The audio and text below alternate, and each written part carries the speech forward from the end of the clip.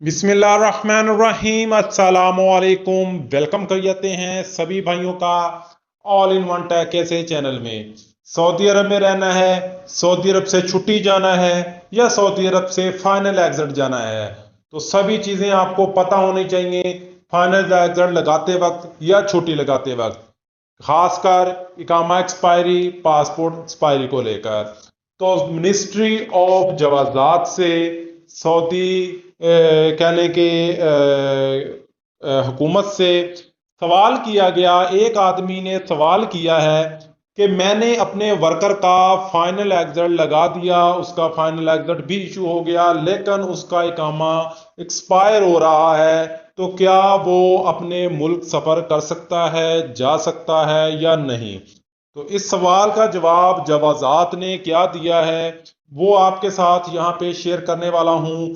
Saudi में रहते हुए, काम करते हुए आप लोगों को इन चीज़ों का पता होना चाहिए, ताकि आप लोगों को किसी किस्म की परेशानी का सामना जो है वो ना करना पड़े।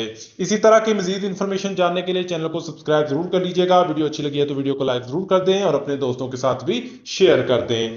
अब इस भाई का सवाल है जवाजात से कि मैंने वर्कर्स का फाइनल एग्जिट लगा दिया, क्या वो अपने मुल्क वापस जा सकता है या नहीं।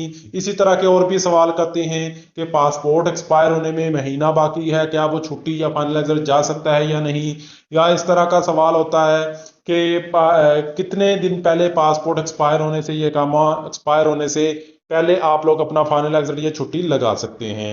तो इसका सवाल का जवाब आपके साथ शेयर करते हैं। अगर वर्कर्स का फाइनल एग्जिट वीज़ा लग चुका है लेकिन इकामा ख़त्म हो चुका है, तब भी वो कानूनी तौर पर अपने मुल्क सफ़र कर सकता है, लेकिन इसके लिए चंद एक शराइत हैं, वो लाजमी सुन लीजिएगा। नंबर एक, फाइनल एग्जिट वीज़ा जारी करने से पहले इकामा कम अज कम 30 दिन की उसकी मुद्दत होनी चाहिए, 30 दिन उसके टाइम एक्सपायरी से होना चाहिए फाइनल एग्जिट वीज़ा जारी करने से पहले। अगर इकामा में 30 दिन से ज़्यादा दिन बाकी हों तो फाइनल एग्जिट वैलिडिटी इस बाकी दिनों तक की होगी। अगर इकामा कह लें कि 50 दिन या ज़्यादा का फाइनल एग्जिट हो तो 20 दिन के लिए जारी होगा।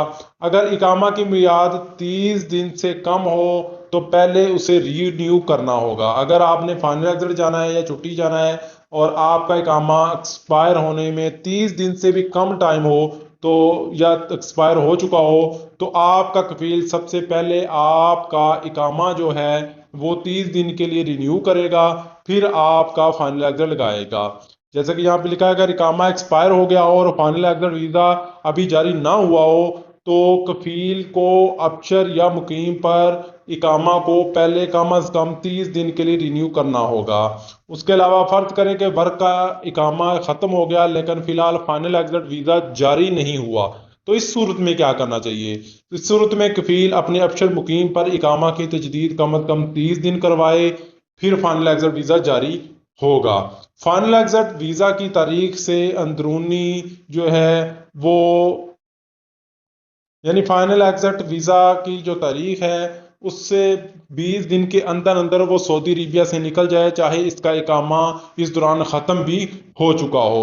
क्योंकि जब भी आपका फाइनल एग्जिट इशू होता है वहाँ पे आपको एक डेट दिखी जाती है कि इस डेट से पहले पहले आप लोग चले जाएं। अगर आपको लगता है कि आपका इकामा एक्सपायर होने वाला है लेकिन डेट आपके पास ज़्यादा है तो आप पहले ही निकल जाएं। दूसरी तरफ अगर फाइनल एग्जिट वीज़ा पहले ही लग चुका है और फिर इकामा खत्म हुआ है तब भी उनको जाने में कोई रुकावट नहीं होगी।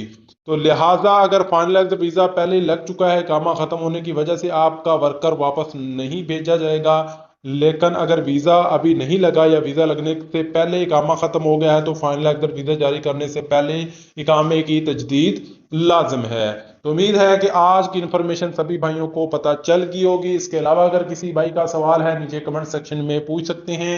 मिलते हैं नेक्स्ट वीडियो में नई इन्फॉर्मेशन, नई अपडेट के साथ। तब तक के लिए इजाज़त दें। अल्लाह हाफिज़।